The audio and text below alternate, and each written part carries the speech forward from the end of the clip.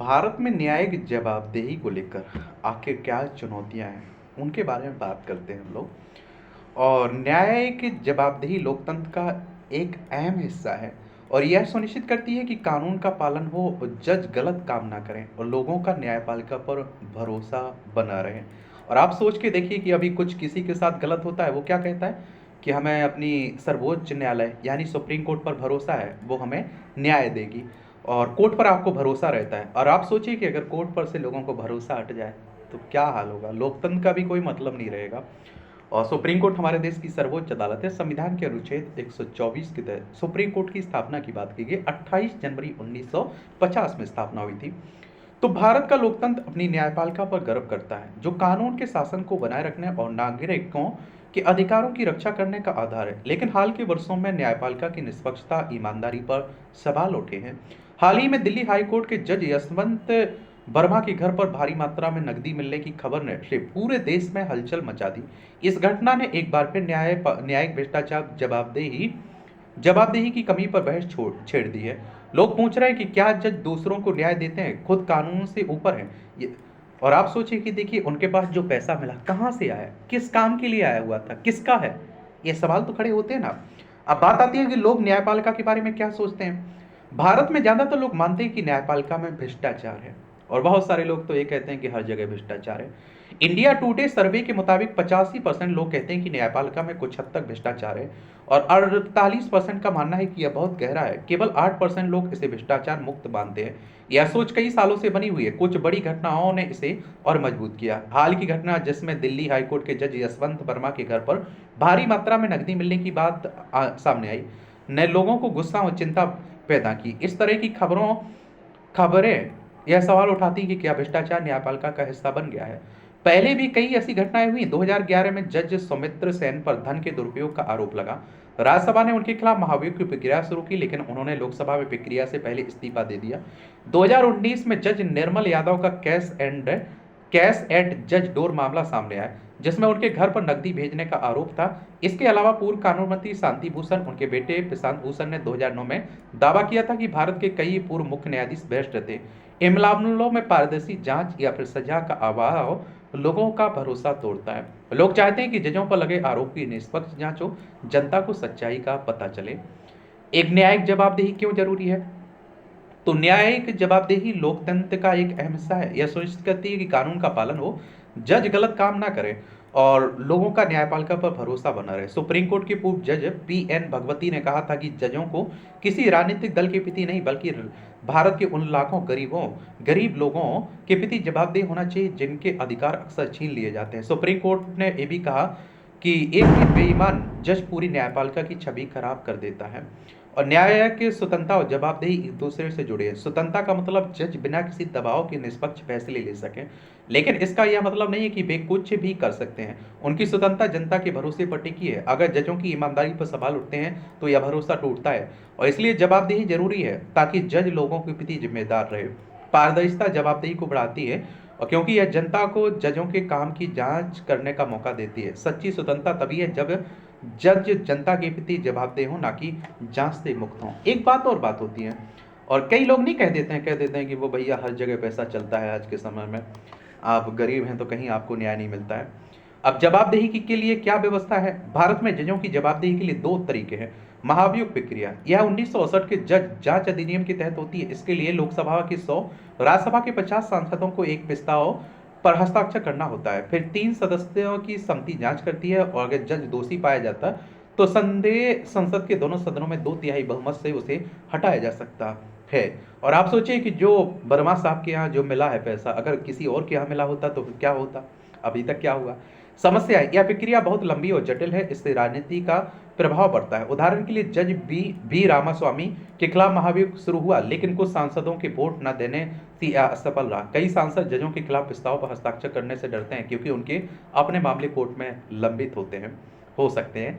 आंतरिक तंत्र, supreme court में एक आंतरिक प्रक्रिया बनाई जिसमें जजों के खिलाफ शिकायत मुख्य न्यायाधीश या संबंधित हाई कोर्ट के मुख्य न्यायाधीश देखते हैं। अगर शिकायत गंभीर है तो एक आंतरिक जांच समिति कर दी है। समस्याएं, इस प्रक्रिया में पारदर्शिता की कमी है। शिकायत उनके परिणामों की जानकारी जनता को नहीं मिलती। कई बार शिकायत करने वालों को भी नहीं बताया जाता है कि जांच का क्या हुआ, इसकी कोई कानूनी मान्यता नहीं है और जिससे परिणाम असमान हो सकते हैं। इसके अलावा ऊपरी अदालतें निचली अदालतों के फैसलों की समीक्षा कर सकती हैं, लेकिन कोई स्वतंत्र बाहरी संस्था नहीं है जो जजों के आचरण की जांच करे। कई बार आरोपों के बाद जज इस्तीफा दे देते हैं, जैसे यशवंत वर्मा के मामले में चर्चा हुई, लेकिन यह प्रक्रिया पारदर्शी नहीं होती है, इससे लोगों का भरोसा कम होता है। जजों की नियुक्ति प्रणाली में क्या समस्या है? भारत में जजों की नियुक्ति कॉलेजियम सिस्टम से होती है, जिसमें सुप्रीम कोर्ट और हाई कोर्ट के वरिष्ठ जज मिलकर नए जजों का चयन करते हैं। इस प्रणाली की कई समस्याएं हैं। कोई बाहरी निगरानी नहीं है, नियुक्तियां केवल जजों द्वारा होती हैं, सरकार या किसी बाहरी संस्था का कोई रोल नहीं होता है। इसे अंकल जज सिंड्रोम कहा जाता है, जिसमें पक्षपात, रिश्तेदारी या अपने लोगों को फायदा देने का आप देखिए खतरा रहता है। पारदर्शिता की कमी, नियुक्ति प्रक्रिया गुप्त होती है और लोग नहीं जानते कि जजों का चयन कैसे होता है। मेरिट का अभाव, योग्यता के लिए कोई स्पष्ट मापदंड नहीं है, जिससे चयन में पक्षपात की आशंका रहती। नियुक्तियों में देरी, इस प्रणाली में नियुक्तियां देर से होती हैं, जिससे कोर्ट में मामलों का बैकलॉग बढ़ता है। चेक एंड बैलेंस की कमी, यह प्रणाली सत्ता को न्यायपालिका में केंद्रित करती है, जो संविधान के संतुलन के सिद्धांत के खिलाफ है। 2015 में सुप्रीम कोर्ट ने राष्ट्रीय न्यायिक नियुक्ति आयोग को असंवैधानिक ठहराया और आप देखते एनजेएसी सरकार और अन्य लोगों को नियुक्तियों में शामिल करने की कोशिश थी, जिसे संसद में भारी बहुमत से पारित किया था, लेकिन कोर्ट ने इसे स्वतंत्रता के खिलाफ माना और जिससे सुधार की उम्मीद टूट गई। क्या हो गई? उम्मीद टूट गई। इसमें आप देखेंगे सुधार के लिए क्या सुझाव है, तो न्यायिक जवाबदेही और पारदर्शिता बढ़ाने के लिए कई सुझाव दिए जाते हैं। और स्वतंत्र निगरानी समिति, एक राष्ट्रीय न्यायिक निगरानी समिति बनाई जाए, जिसमें रिटायर्ड जज, कानून विशेषज्ञ और सम्मानित लोग हों। यह शिकायतों की निष्पक्ष जांच और करेगी और जनता का भरोसा बढ़ाएगी। महाभियोग प्रक्रिया में सुधार, इसे तेज और पारदर्शी बनाया जाए, जांच की समय सीमा हो, परिणाम जनता को बताया जाए। जजों की संपत्ति का खुलासा, जजों को हर साल अपनी संपत्ति और देनदारियों की जानकारी साझा करनी चाहिए।